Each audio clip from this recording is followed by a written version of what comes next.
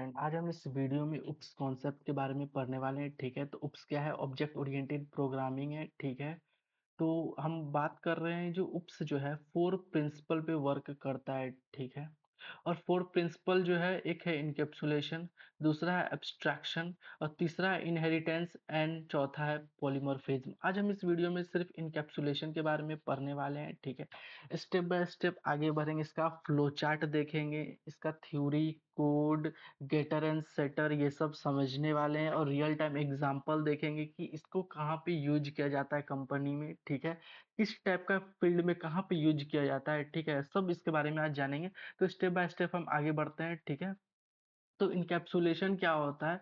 Encapsulation is a warping data. Warping data मतलब होता है, समझ लीजिए कि हिडन डेटा। ठीक है, हिडन, हाइड मतलब छिपाना। ठीक है, हिडन मतलब छिपाना, समझ लीजिए।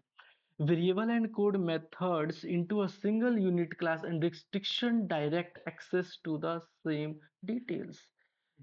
चलिए इस वीडियो को थोड़ा सा हम और आगे ले चलते हैं। ठीक है, तब आपको अच्छे से समझ में आएगा। पहले हम इसको समझा देते हैं। इनकैप्सुलेशन जो है, मतलब समझ लीजिए कि we can binding the data member and member method in a single unit.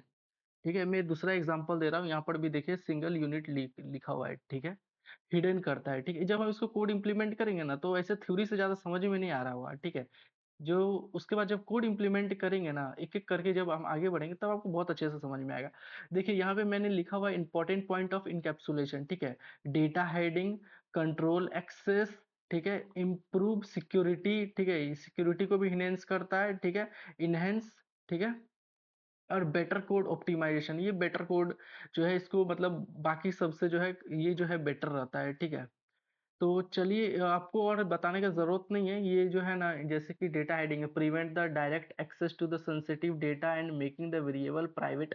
ये बहुत इजी है, इससे ऑलरेडी मैं पहले भी बता चुका हूँ दूसरे वीडियोस में, तो इससे आप समझ गए होंगे। ठीक है, तो एक काम करते हैं, हम थोड़ा सा आगे बढ़ते हैं। ये रियल टाइम एग्जांपल जो आपको मैं बता रहा हूँ कि आप कहाँ पे यूज कर सकते हैं। आप इसको एटीएम सिस्टम में यूज कर सकते हैं, बैंक में यूज कर सकते हैं। ठीक है, कैसे डेटा को, क्या डेटा मतलब है कि जैसे कि आपको जो है बैंक का पासवर्ड जो है हिडन होगा, मगर आप बैंक का बैलेंस जो है आप उसको किसी को भी बता सकते हैं, शो कर सकते हैं, अकाउंट नंबर बता सकते हैं, मगर पासवर्ड आप नहीं बता सकते हैं। तो इसी टाइप का एग्जाम्पल रहेगा, हम कोड में समझेंगे।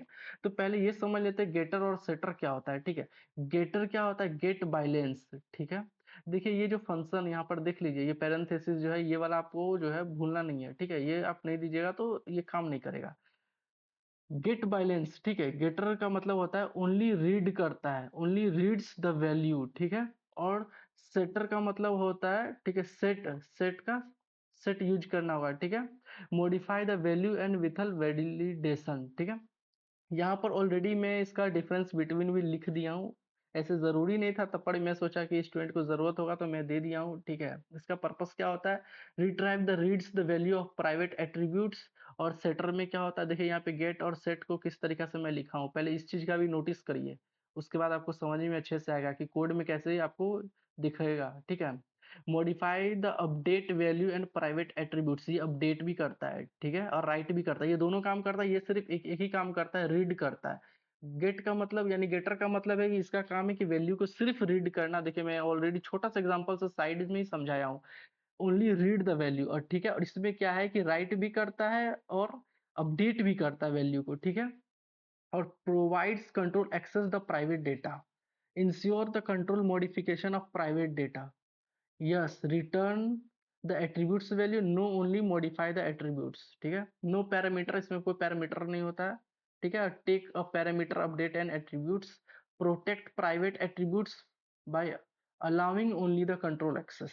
ये जो है प्रोटेक्टेड रहता है। ठीक है, prevent the direction modification of the private attributes, बहुत इजी है, आप इसे समझ सकते हैं। ठीक है, और एक आपको मैं फ्लो चार्ट भी बता रहा था, देखिए ये फ्लो चार्ट है।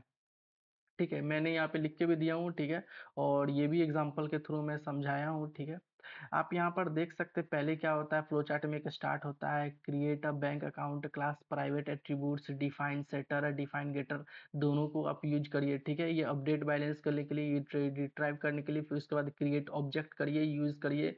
सेट बैलेंस और गेट करिए बैलेंस, ठीक है। तो ये बहुत लास्ट में प्रिंट करिए अपना बैलेंस और इंड करिए। बहुत एग्जाम्पल मैं बता दे रहा हूँ, इनकैप्सुलेशन का बहुत बड़ा बड़ा कोड होता है, बहुत बड़ा बड़ा एग्जाम्पल होता है, ठीक है। मैं बहुत इजी वे में आज आपको बताने जा रहा हूँ, ठीक है। ये ऑलरेडी मैं बता चुका हूँ। तो हाँ, एक काम करते हैं, पहले मैं कोड को, एक काम करते हैं, पहले हम हेडिंग दे देते हैं, ठीक है। हेडिंग में पहले हम हेडिंग देते हैं। तो चलते हैं, यहाँ पे मैं इसको पहले इनकैप्सुलेशन के लिए पहले मैं एक हेडिंग देना चाहता था, हेडिंग दे देता हूँ। मैं शिफ्ट इंटर से करूँगा, ये रन हो जाएगा, ठीक है। मैं ऑलरेडी कोड यहाँ लिख के रखा हुआ हूँ, ठीक है।